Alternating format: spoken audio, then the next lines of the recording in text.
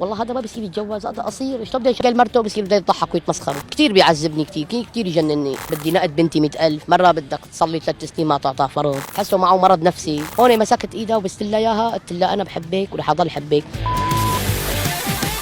محمود شاب شامي عمره 39 سنة، من أكثر الأشخاص اللي بيتعرضوا للتنمر، مع هيك عنده ثقة كبيرة بحاله. صحيح الله حارمني الطول والجسم والكذا، بس الحمد لله اني ذكي وشاطر ومكلم وحكى، هي نعمة من عند رب العالمين، ثروة هي. خبرنا محمود عن أسوأ المواقف اللي بيمر فيها بشكل شبه يومي. ايام مثلا صبية ليكي هذا مثلا قصير قطعته صغيره كذا، وما ديك بتنكشر فيها مثلا، بتقول لك حرام لا تعيبي على الناس، وانا هون لاقيني هيك دمعت عيني وهيك شيء تضايقت وآلمني صراحة.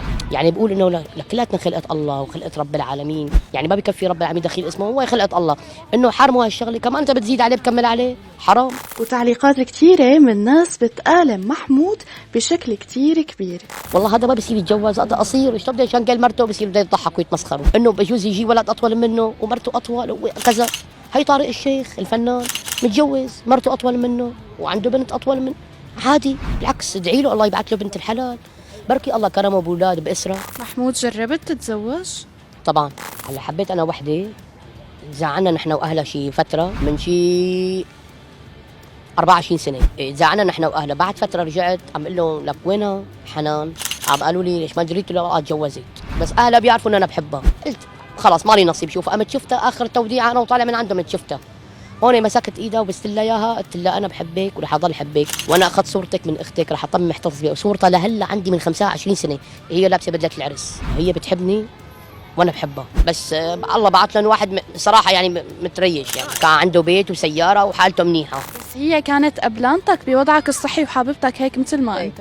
ايه صراحه يعني انا بحس بشعر، بعرف انه والله اذا بتحبني ولا لا، ولا عم تضحك علي ولا عم تلعب علي مشان ما تجرحني، او انا يعني اخذ على خاطري انقهر ازعال، لا، حسيت انه لا، مقدره وضعي وظرفي تماما.